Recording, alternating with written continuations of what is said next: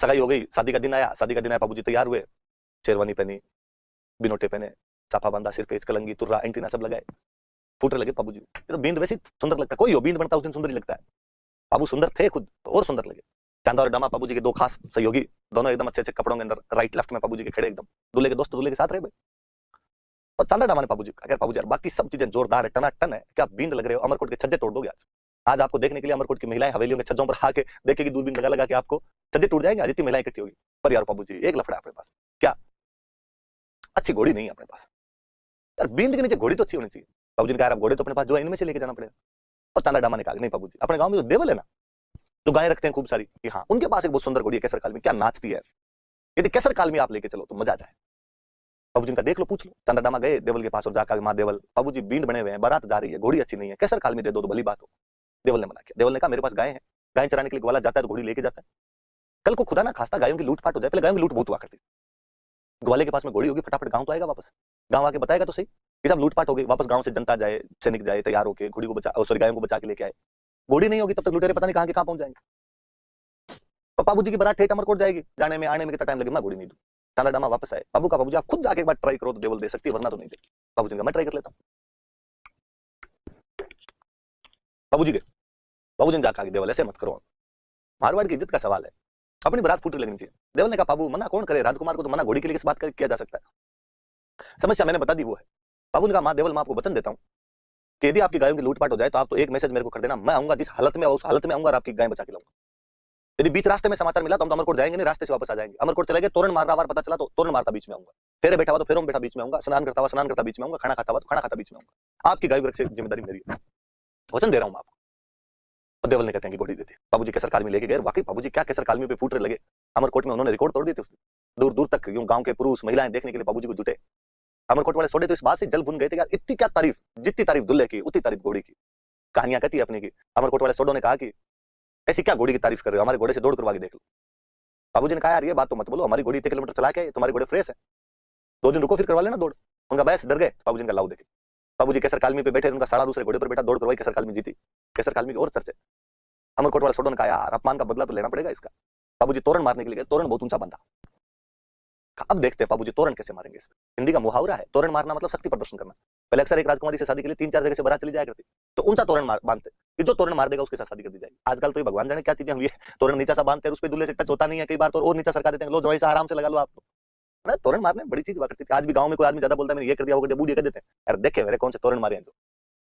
बाबूजी का तोरण ऊंचा बांधा, बाबूजी जैसे गए तोरण देखा, बाबूजी लगा मरा दिया। इतना ऊंचा तोरण मारा कैसे जाएगा। इतना ऊंचा तोरण मारने का एक ही तरीका है कि घोड़ी अपने अगले दोनों पैरों पर खड़ी हो जाए, अगले दोनों पैर खड़े कर ले, पिछले दोनों पैरों पर टिकी रहे। हवा के अंदर घोड़ी यदि झूल जाए तो बाबूजी खड़े होकर उस पर तोरण मार सकते।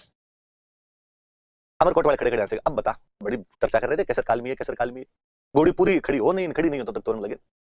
बाबूजी केसर कालमी पे हाथ फेरते हैं, हाथ फेरते हुए जैसे उसको कहते हैं कि मत ना दीजिए केसर थारो मारो पोत, केसर आज तेरा और मेरा पोत मत दे देना, भेद मत दे देना, बेइज्जती मत करवा देना, मत ना लजाए आज राठौड़ा री जात ली, आज राठौड़ों की जाति को तू लज्जित मत कर देना, आज केसर कैसे न कैसे करके इज्जत बचा। तो ढोल बजा रहा होता लड़का, उसको बाबूजी फिर कहते हैं कि ढोली रात छोरा तू तो मदरो ढोल बजा, धीमा धीमा ढोल बजा, कोई ढोल रहे धमाके मारे केसर घोड़ी नाच सी, तुम्हारे ढोल के धमाके से मेरी केसर नाचेगी। उसने धीमा धीमा ढोल बजाया, केसर नाचनी शुरू हुई। नाचती केसर का अचानक बाबूजी ने लगाम खींची और केसर अपने अगले दोनों पैर हवा के अंदर लहरा देती है। लहराती नहीं है, अपने दोनों पैर अमरकोट के गढ़ के कंगूरे पे टेकती हो। बाबूजी आराम से तलवार टच करते हैं तोरण के। घोड़ी जब पैर नीचे उतार रही होती है तो कंगूरे की ईंटें साथ मिलाती है। इस बार बाबूजी मुस्कुराते हुए नीचे उतरे।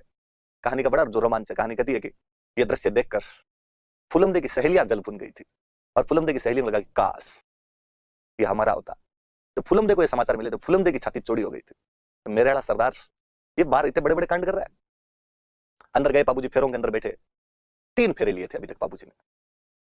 इतने में देवल जिनकी वो घोड़ी थी, बाल बिखेरे हुए, गालियां निकालती हुई वहीं फेरों के बीच में आ गई। मंगते मैंने पहले ही कहा था तेरे को घोड़ी मत लेके जा, मेरी गायों की लूट हो गई। तुमने कहा था ना वचन देता हूँ गायों की लूट हो जाएगी तो बचाने के लिए आऊंगा, बेटा फेरे ले रहा है यहाँ पे, चल अब गाय बचा देखे मेरी। मुझे पता है वचन देने सरल है, निभाने बहुत कठिन हो जाते हैं। तुम्हारे यहाँ ब्याह करने हैं, गोठियां उड़ानी है, तुम्हें बीननी लेके जानी है, देवल की गाय कौन बचाए। बाबू ने कहा धीरज धरो माँ देवल, वचन दिए बाबू ने तो बाबू गाय बचाएगा। रघुकुल रीत सदा चली आई, प्राण जाए पर वचन न जाए। कौन ले गया तुम्हारी गाय। जायल का राजा जींद राव खिंची ले गया। कौन ले गया। जायल का राजा जींद राव खिंची मेरी गाय ले गया। बाबूजी अपने ससुराल वालों को हाथ जोड़कर माफी मांगते हैं, माफ किया जाए, वचनों में बंधा हुआ व्यक्ति हूं, देवल की गायों को बचाना प्रथम करते हुए है। फुलमदे की तरफ हाथ जोड़कर माफी मांगते हैं, फुलमदे जिंदा रहे तो वापस आएंगे, वरना गायों की रक्षा करनी तो पहले ज्यादा जरूरी है। बाबूजी वहां से विदा लेते हैं। बाबूजी की फोटो है भाई। बाबूजी देचू नाम के गांव में लुटेरों का पीछा करते हुए आते हैं। जोधपुर में गांव पड़ता है देचू, और यहां पे गायों की रक्षा के लिए युद्ध करते हैं जीनराव खिंची के साथ। खिंची चौहानों की एक ब्रांच होती है। जीनराव खिंची जायल का राजा था। जीनराव खिंची बाबूजी का रियल बहनोई था, सगा बहनोई था। बाबूजी की बहन की शादी जीनराव खिंची के साथ हो रखी थी। आप कहोगे सर फिर बारात में क्यों नहीं गए? तो भाई जीनराव खिंची की बाबूजी के परिवार से पहले से नहीं बनती थी। जीनराव खिंची मौके की तलाश में था कि बाबूजी की जब बारात जाएगी तो मैं इनके गांव की गाय लूट लूंगा ताकि इनकी बेइज्जती हो जाए। तो साड़े बने के बीच की लड़ाई है। बाबूजी गायों को बचा लेते हैं युद्ध के अंदर। देचू नाम के गांव में अपने बहनोई जीनराव खिंची जो कि जायल का राजा था उसके खिलाफ लड़ते हैं, गाय बचा लेते हैं, लेकिन बाबूजी उसमें अपने बड़े भाई बूढ़ो जी के साथ लड़ते हुए शहीद हो जाते हैं, बाबूजी मारे जाते हैं।